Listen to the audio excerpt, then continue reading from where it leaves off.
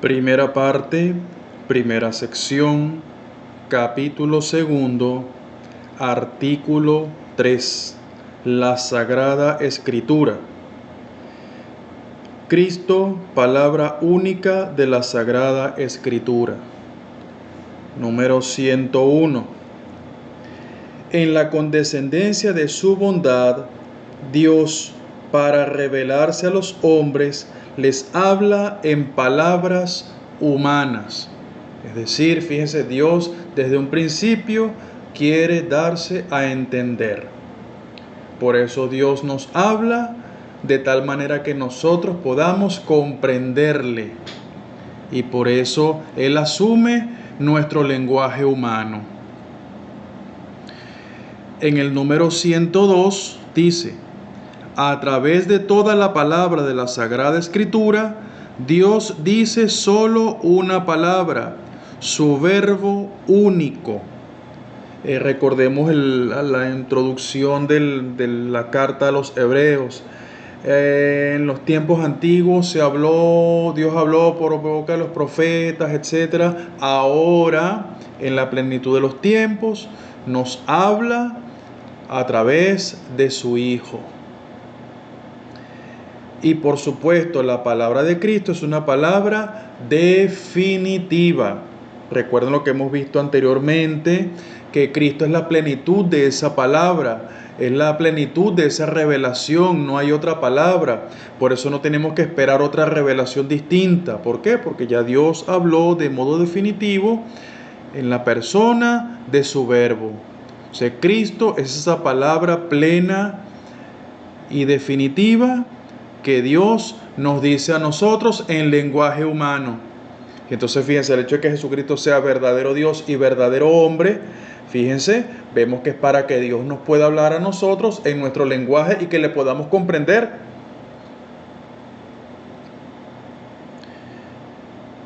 Número 103.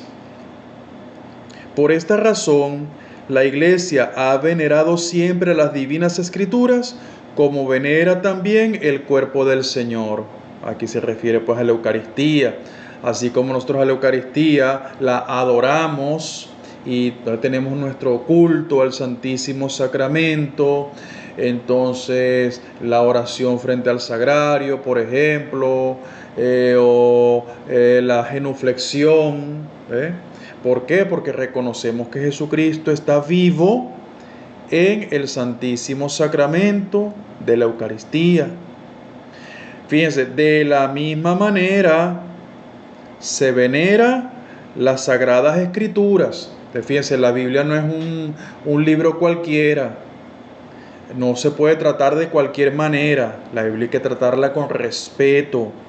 ¿Por qué? Porque la Biblia es palabra de Dios para nosotros, palabra plena de Dios para nosotros, porque toda la Escritura nos habla a nosotros de Jesucristo, como lo dice San Jerónimo.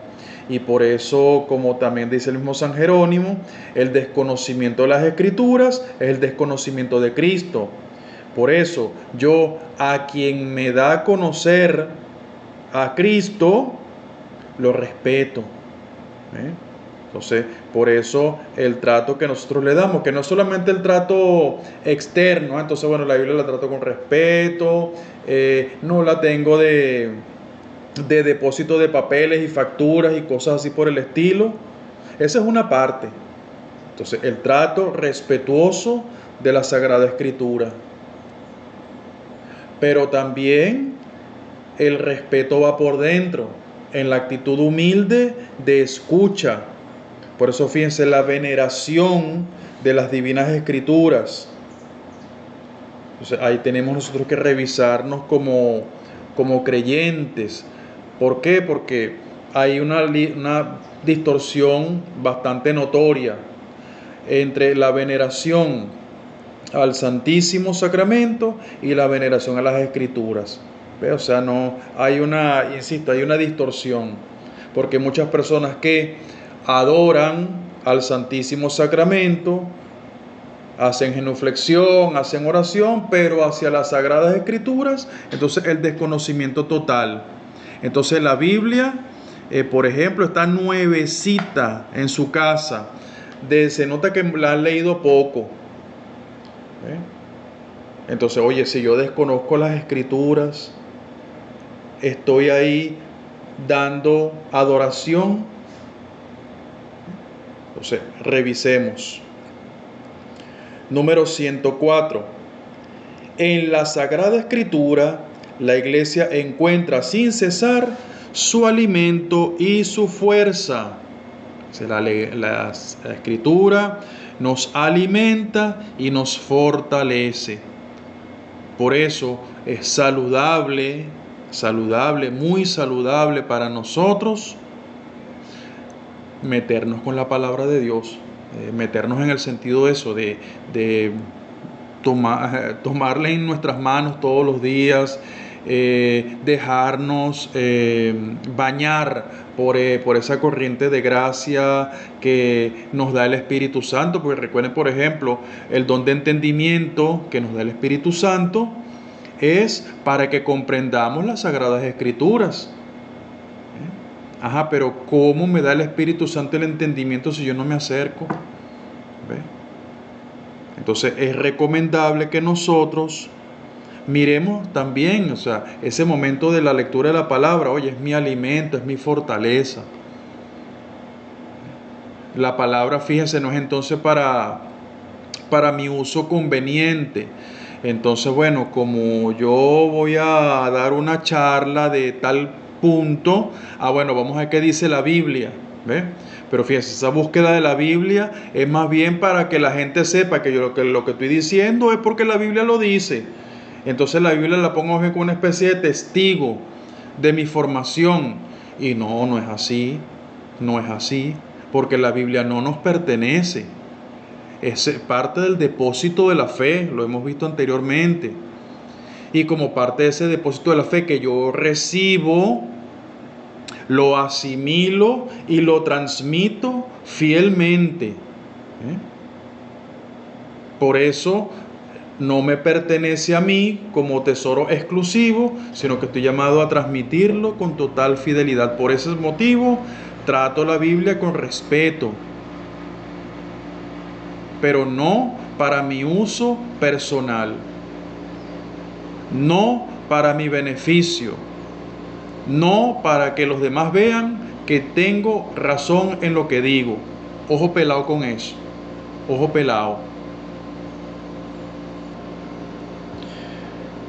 Inspiración y verdad de la Sagrada Escritura. Número 105. Dios es el autor de la Sagrada Escritura. Las verdades reveladas por Dios que se contienen y manifiestan en la Sagrada Escritura se consignaron por inspiración del Espíritu Santo.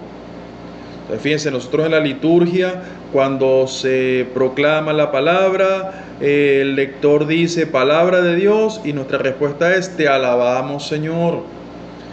En el Evangelio, palabra del Señor, gloria a ti, Señor Jesús. Es decir, estamos reconociendo que esa palabra no es cualquier cosa. Y si esa palabra no es cualquier cosa, yo, por eso lo que decíamos ahorita, yo la respeto, yo la venero. Y por supuesto, en esa veneración reconozco que es fruto de la acción del Espíritu Santo. Entonces, Dios es el autor de la Sagrada Escritura. No es entonces una carta cualquiera, no se trata de una novela, no se trata de un libro de curiosidades que yo me lo puedo devorar y agarrar entonces ideas centrales, ideas secundarias y ya pues puedo decir, ya lo leí. No, con la Biblia no podemos hacer eso. ¿Por qué? Porque Dios nos está hablando siempre en lenguaje humano y por eso Dios mismo, en la persona del Espíritu Santo, inspira para que esté ahí por escrito lo que Él ha querido para nuestra salvación, y de eso vamos a hablar un poquito más adelante. Sigue este número 105. La Santa Madre Iglesia, según la fe de los apóstoles, reconoce que todos los libros del Antiguo y del Nuevo Testamento, con todas sus partes, son sagrados y canónicos en cuanto que fueron escritos por inspiración del Espíritu Santo, tienen a Dios como autor y como tales han sido confiados a la Iglesia.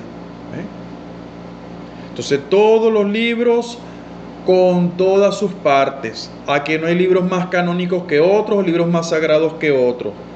Ciertamente en el proceso de conformación del canon de la Sagrada Escritura hubo ciertas, digámoslo así, discusiones acerca de la canonicidad o no de un libro o de unos libros. Sin embargo, una vez que el parecer de la Iglesia fue positivo, todo ese libro, que en algún momento se cuestionó su canonicidad, entró a formar parte del canon sagrado porque la Iglesia reconoció la acción del Espíritu Santo. Un ejemplo, ya lo vamos a ver más adelante, cuando hablamos en el Antiguo Testamento, el libro de Tobías. El libro de Tobías en algún momento, por razón de que, bueno, fue escrito en una época que no sé qué tal, o sea, una serie de discusiones que no vienen al caso en este momento. La Iglesia tuvo como su momento de análisis, su momento de reflexión acerca de este libro, pero una vez que se reconoció la acción del Espíritu, el uso de la Iglesia para ese libro de Tobías, la Iglesia lo aceptó como canónico y reconociendo por consiguiente que el Espíritu Santo habla a través del libro de Tobías. Con respecto al Nuevo Testamento, algo similar pasa, por ejemplo, con el libro del Apocalipsis. Tuvo su momento de discusión,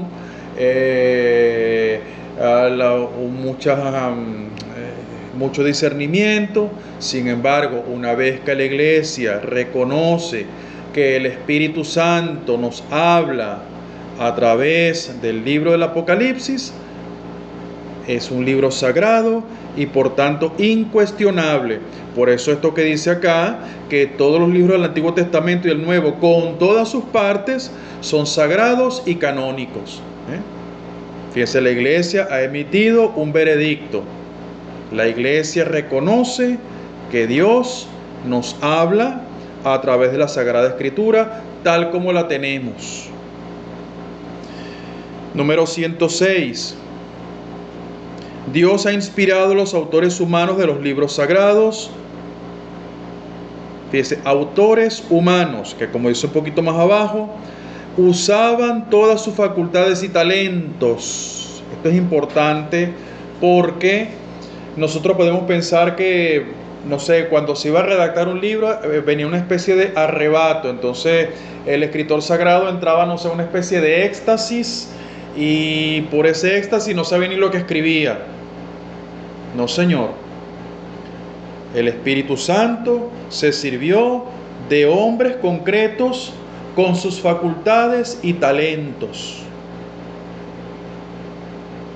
El Espíritu Santo no anuló en ningún momento la acción de los autores sagrados. Su manera de hablar, su manera de expresarse, su manera de enseñar, su manera de actuar, todo eso lo tomó el Espíritu Santo. Todo eso. El Espíritu Santo no fue una especie de aplanadora, quítate tú para ponerme yo. No, señor. Entonces, estos hombres son instrumentos elegidos por el Espíritu Santo para la composición de los libros sagrados y canónicos. Número 107. Los libros inspirados enseñan la verdad. Ahora, ¿de qué verdad hablamos? lo dice un poco más abajo, los libros sagrados enseñan sólidamente, fielmente y sin error la verdad que Dios hizo consignar en dichos libros para salvación nuestra. Entonces, ¿cuál es la verdad que nosotros encontramos en la Sagrada Escritura? Una verdad salvífica, una verdad para nuestra salvación. No vamos a encontrar verdad científica. Entonces, bueno, al principio Dios creó el cielo y la tierra. Ajá, pero ya va. ¿El cielo está compuesto de qué? Ah, mira, de oxígeno. No, nada de eso. La Biblia no se mete con química, ni con física, ni con matemática. Nada de eso. Por eso, si yo voy a buscar la Biblia procurando encontrar razonamientos lógicos para mi estudio científico, estoy pelado. Y claro, la Biblia me va a terminar pareciendo una especie de cuento bonito, cuento de camino. Pensemos, por ejemplo, en la historia de la creación. ¿Cuál es el mensaje salvífico de la creación, de todo ese relato de la creación? Bueno, que Dios ha creado todo y de la nada. Porque Dios es creador de cielo y tierra. Esa es la verdad salvífica que a mí me interesa saber y que voy a encontrar en la Biblia. ¿Ve? Y así sucesivamente con otros pasajes de la Sagrada Escritura. Lo que voy a encontrar es para la salvación. Ah, no, que ahorita que la ciencia dice que está la teoría del Big Bang, que no sé qué. Ah, ok. Eso lo dice la ciencia. Pero lo que nosotros enseñamos es que Dios es creador de todo. ¿Cómo lo creó? Eso no es materia nuestra. Por eso que si los dinosaurios, que la era del hielo, que no sé qué, que para allá, que para acá, conocimientos científicos que no contradicen para nada el hecho de que Dios es creador de todo cuanto existe. Ahora, nosotros como cristianos, como creyentes, no podemos enredarnos en esas cosas. Nosotros tenemos que ir a lo concreto y centrarnos en lo que es para nuestra salvación. Por eso, por ejemplo, el día y la hora de la segunda venida de Cristo, nadie lo sabe. ¿Por qué? Porque no es bueno para nuestra salvación. Y Dios lo que nos ha revelado en su palabra es para nuestra salvación. Entonces ahí no, insisto, no vamos a encontrar verdad científica. Es verdad salvífica. Número 108. La fe cristiana no es una religión del libro. El cristianismo es la religión de la palabra de Dios. Y ya lo hemos visto anteriormente. Esta palabra se ha transmitido oral, acuérdense la tradición viva de la iglesia, y escrito. Entonces, nosotros lo oral y lo escrito, lo vimos en el capítulo anterior, están íntimamente unidos y se complementan mutuamente. Entonces nosotros aquí no somos como los protestantes, que si esto no es bíblico, yo no lo creo. Y claro, esa expresión es que esto es bíblico, es sencillamente para yo justificarme mi postura, no para yo creer en el Señor. O sea, porque la fe protestante no es una fe humilde, es más bien algo que raya en la soberbia. ¿Por qué? Porque bueno, si yo no veo en la Biblia, yo no lo creo. Cosa que por supuesto para nosotros no tiene ninguna cabida.